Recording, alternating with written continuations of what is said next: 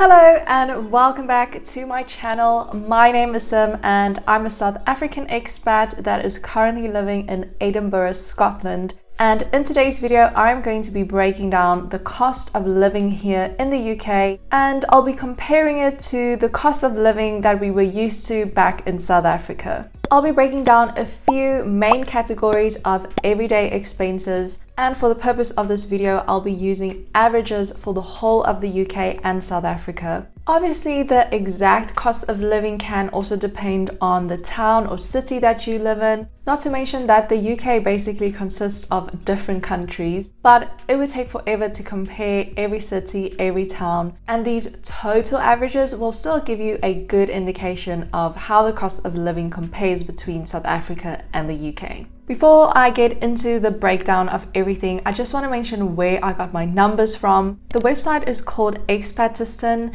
and I would recommend it to anyone that's planning to move to basically any country. On the website, you can compare the cost of living of different countries and even cities. And there's also a tool where you can calculate the salary that you would need in a different country to still maintain the same lifestyle that you have in your current country. I believe you have to pay for the salary tool, but if you are really serious about moving somewhere, that information can help you a lot. Now we can move on with the rest of the video, and I'm gonna give you a spoiler because I have actually mentioned this a few times on my channel already. The cost of living in the UK is expensive. In fact, it's actually 69% more expensive than South Africa. It's also more expensive than 80% of countries in the world. Let me take you through how expensive it is for each expense category. We're gonna start off with, in my opinion, the most important category, food.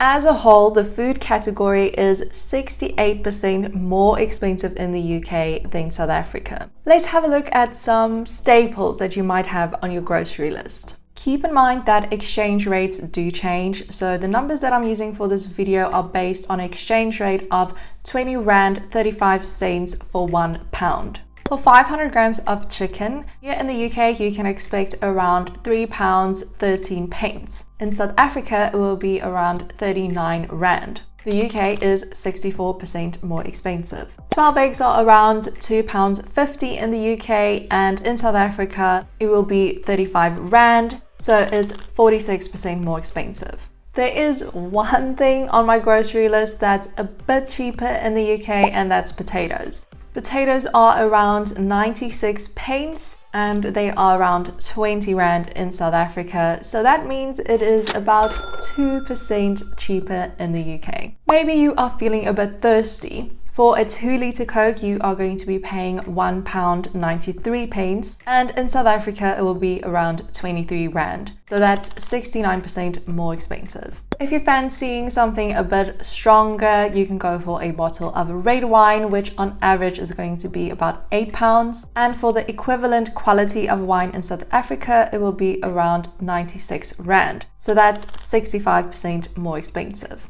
However, you can find some £4, £5 bottles of wine. Your liver and hangover from the next day might not be that excited about the cheap wine, but the option is there if you don't want to spend £8 on wine. Before I move on to the next expense category, I want to mention that I'll be doing a part 2 to this video where I'll be breaking down my actual monthly budget to show you exactly how much I spent on rent, groceries. So if you want to see that video, remember to subscribe to my channel and then you'll know when that's up. Okay, let's talk about the housing category.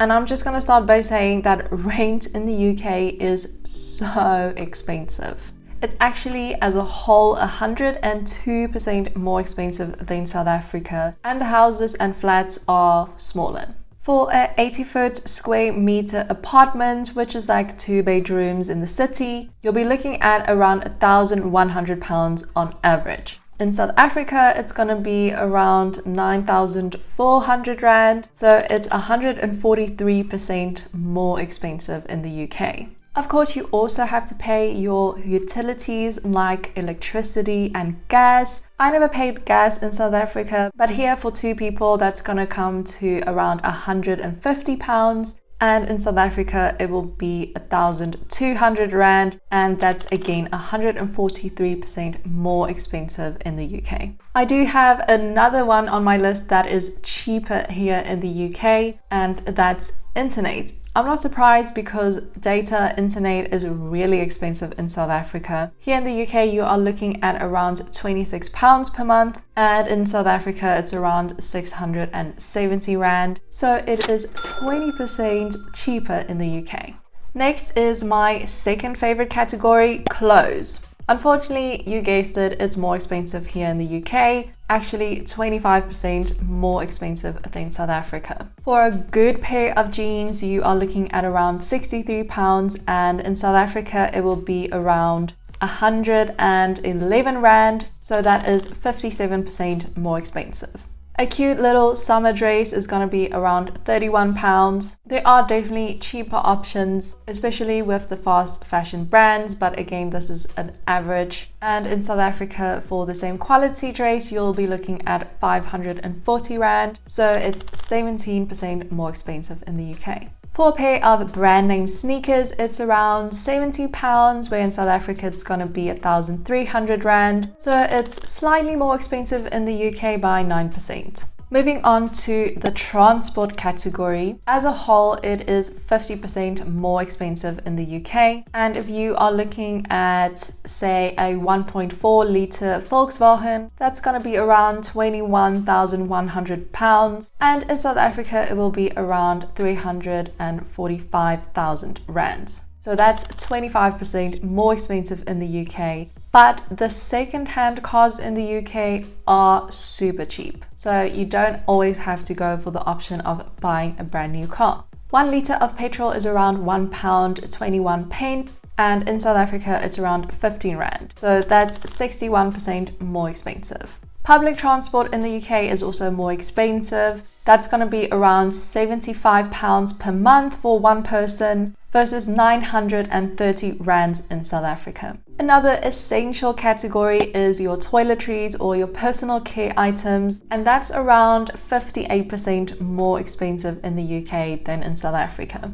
A roll-on deodorant is going to be around £1.60, and in South Africa it's around 29 Rand, so that's 12% more expensive. Another one is toothpaste, which is around £1.43, and in South Africa it will be 22 Rands, so that's 35% more expensive. The next one is toilet paper, and for some reason I get so triggered about the cost of toilet paper here in the UK, but it's essential. What can you do about it? So I just try to look for promos or sales, and usually when you buy toilet paper in bulk, it will be a bit cheaper. But for 4 rolls of toilet paper, it will be around £1.80 versus South Africa, it will be 26 Rand, so that's 42% more expensive. The last category that I'll be covering is going out. For 2 movie tickets in the UK, you are looking at around £18, and in South Africa, it will be around 180 Rand. So it's 108% more expensive in the UK. And I already remember being really shocked about the movie price tickets in South Africa, but now I'm paying even more. This next one is a 3-course dinner for 2 people with drinks. And I'm not so sure about this one, but I checked a couple of other websites and they gave a similar average. So according to the stats for this dinner, it will be £56, around 532 Rand, which means that it's 140% more expensive in the UK. The reason why I don't really agree with it is because our bill is definitely way more than that, and that's not even including dessert. So wherever these restaurants are where you can get a 3-course meal for 2 people for £56, I need to find them. Of course, going out doesn't need to be all about food and drinking, it can also be healthy. So maybe you want to have a gym membership. Here in the UK, it's about £32 per month. and it's going to be around 530 rands in South Africa. So that's 21% more expensive here in the UK. So as you can see from that breakdown, things are more expensive here in the UK. But for anyone that's planning to move here, I don't want this video to scare you, because keep in mind that salaries on average, depending on your position and your industry, are also higher here in the UK. So that will definitely help to cover the increase of the cost of living. Also, finances aside, I personally think the quality of life in the UK is a lot better, and I think there are more opportunities here. That's just my personal opinion. But for me, it's definitely been a great experience living here in the UK. Thank you so much for watching this video, and if you found the information useful, please remember to give it a thumbs up down below. I would really appreciate that. And then I'll see you in my next video.